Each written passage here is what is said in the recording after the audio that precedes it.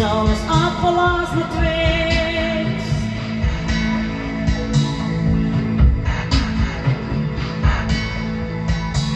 Strepen als de bezees.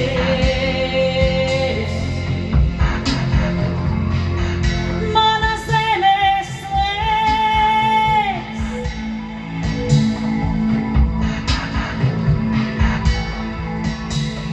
Strepen als de bezees.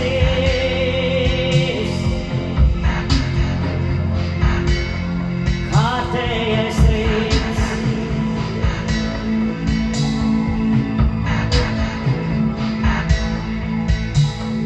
Als het iemand zich wilde wel.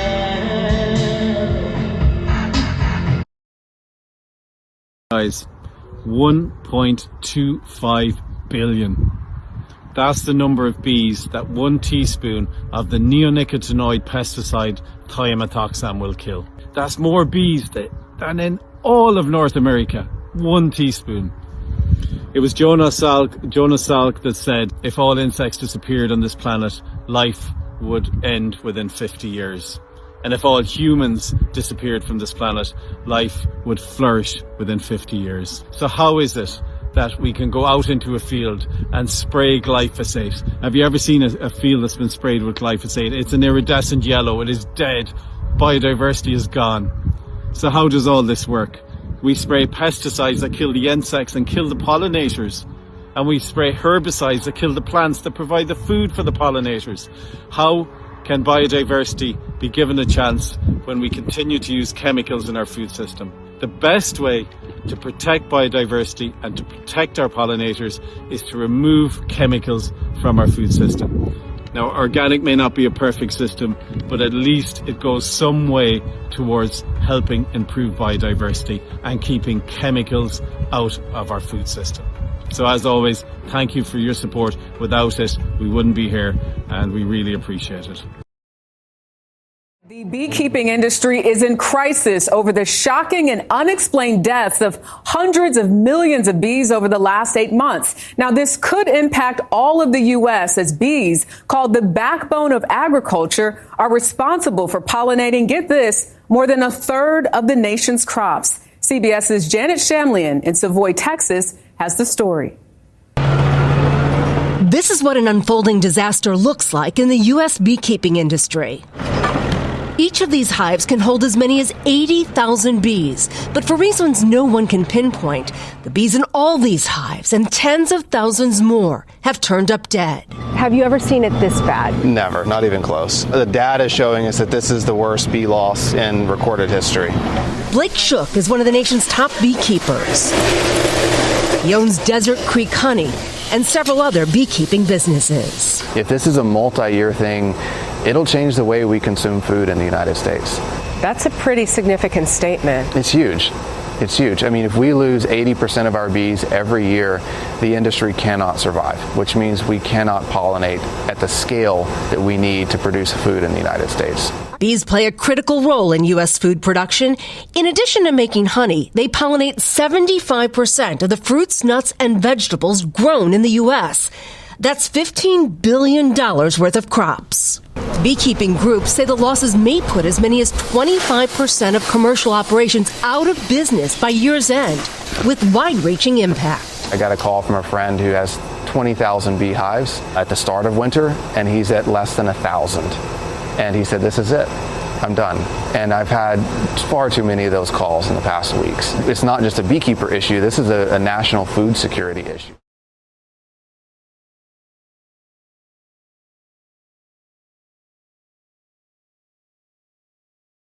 This footage is 100 years old. It shows part of the military exercises that took place off the east coast of the United States between 1921 and 1923.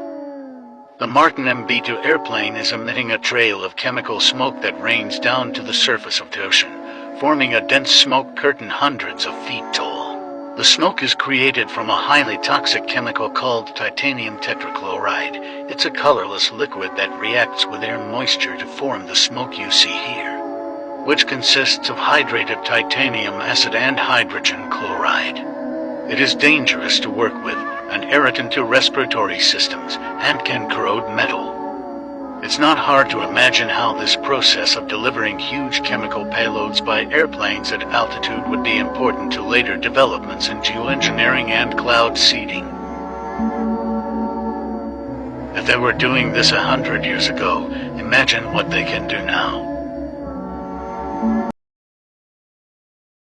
And this is important as well. When you have somebody from some agency who's paid to lie, who tells you it's normal to have aluminum everywhere because it's a very abundant element, that is a lie of inaccuracy.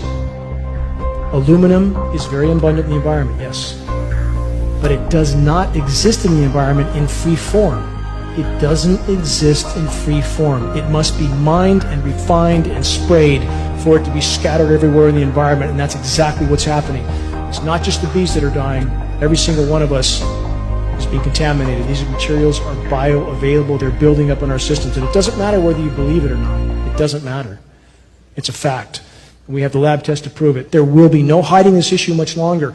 And what does it appear? The chemical signature for what's showing up in rain tests matches coal fly ash, a substance that the EPA has told us is not harmful. They've been trying desperately to get rid of, and it seems to suit the purposes for geoengineering, and evidence is increasingly indicating that toxic coal fly ash may be one of the base materials they're using to spray because it gives them plausible deniability. Contrails occur because of cold air, minus 30. It takes a high altitude, around 30,000 feet plus.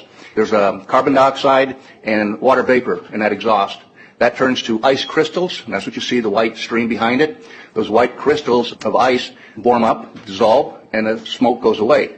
And it never lasts more than a minute. What we're seeing now, and I first could not believe it, and I started looking at the skies, and these are not normal. They're not natural. There's something going on. I don't know who it is or why they're doing it. All I can testify is it's not natural and it's not normal. It's got to be some outside influence doing that. Thank you. I'm here to give you testimony that chemtrails, they're not contrails, are indeed real. They're spraying almost every day. I watch the clouds and watch the spraying program going on. I want to tell you that we're in very great danger from the pollution that's coming down over us. And we've been led astray by the military-industrial complex. And they're responsible for the cloud's creation and weather manipulation programs. They're dark operations. That's why they're not out in the media. I look around and I see people are starting to look up and see them. Many times I've spoken about chemtrails, and I get this blank look on my face. What are you talking about? I'm saying, look up. As a pilot, before I fly, I look up. And so, boy, they're really out there working. When you look up at the sun and you see a white haze, that is aluminum floating in the air right now. And it's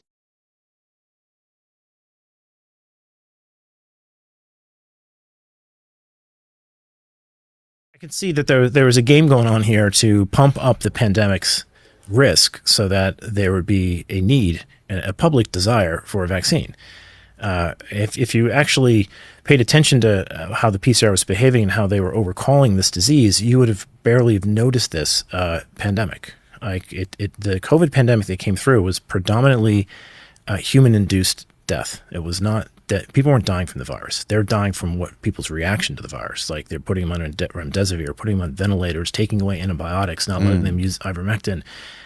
There was all types of iatrogenic death, if you will, from how they handled the pandemic. But very few people actually died of the actual virus. The people that died actually had lots of comorbidities, right? That's and the virus is basically like the final straw that broke the camel's back. And it just happens to be there. And hospitals were also all incentivized to tag everyone they could with COVID and give it to them on the way out the door so they could get better billing, right? So if when they were PCRing corpses, I mean, because if you could find COVID, you had no liability for the patient and you got a completely different reimbursement structure. What? Yes. They were actually doing the tests on corpses. Yes, there's corpses, and there's John Bodwin you should talk to. He FOIA'd all the death records in Massachusetts, and all the people who are labeling these deaths of people that were clearly killed from the vaccine, they label as COVID. Wow. So the whole COVID thing has a layer of scam to it. Now, that doesn't mean that the virus doesn't exist and that it doesn't get you sick. I got it. I got horribly sick. I had a really long recovery from it, but it didn't create that excess mortality wave. That was created by people's reaction to it.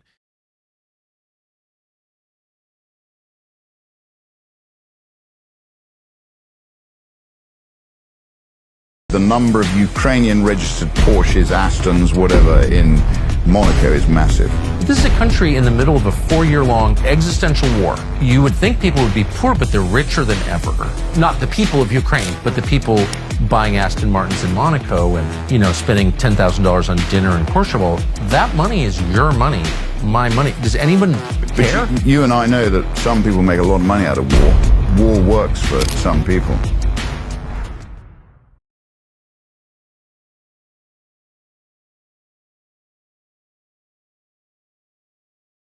Ля ти криса, а?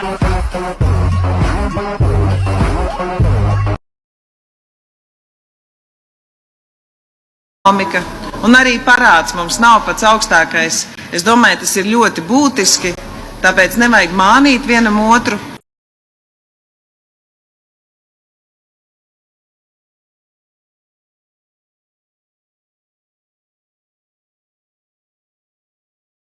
They are flooding Europe with people from all over the world, and Europe is becoming a different place.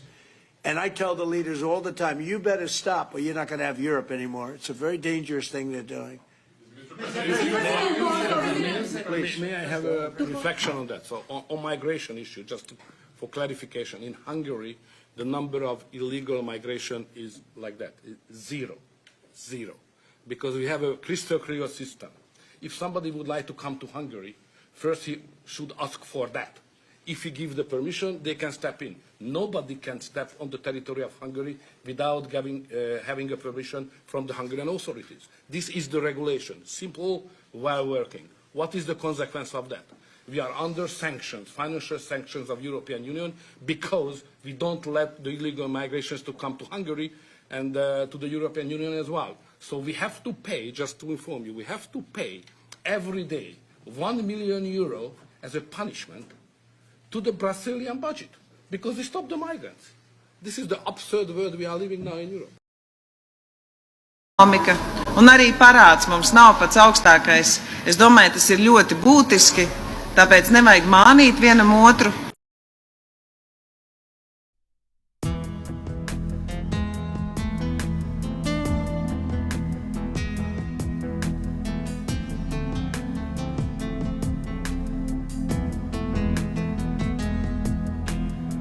Tu bari blēj, visapkārt deva man, bet viņu sirdis klusē, jo saldā miegās nauž, izkropļoti prāti, saindēta sirds. Sātanistu ēles bedrē, dvēselītes pirst.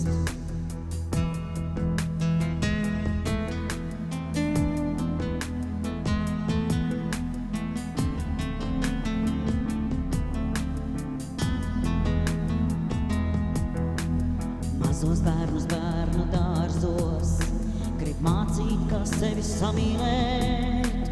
Skolas bērnus stundās, kā savu dzimumu nomainīt.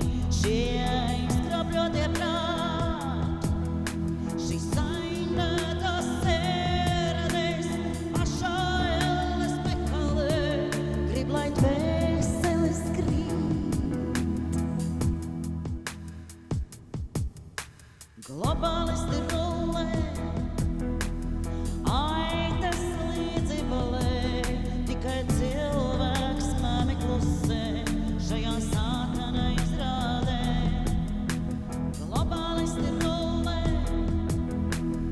aitas līdzi balē, tikai cilvēks kāpēc klusē, šajā sātana izrādē.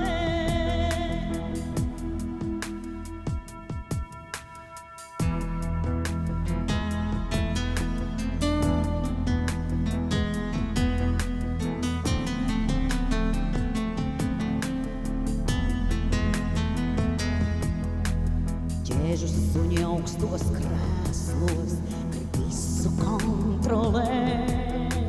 Viņu pakalpiņi zemāk, grib savus maciņus pielādēt. Šie naudskārie prāti, šīs pārdevušās sērdes, izvērtības ceļā vedot, savu tautu grib iznīdēt.